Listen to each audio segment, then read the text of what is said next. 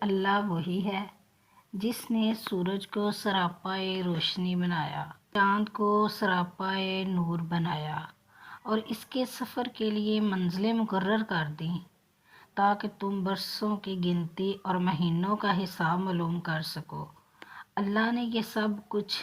بغیر کبھی صحیح مقصد کے پیدا نہیں کیا، اور وہ یہ نشانیاں کھول کر بیان کرتا ہے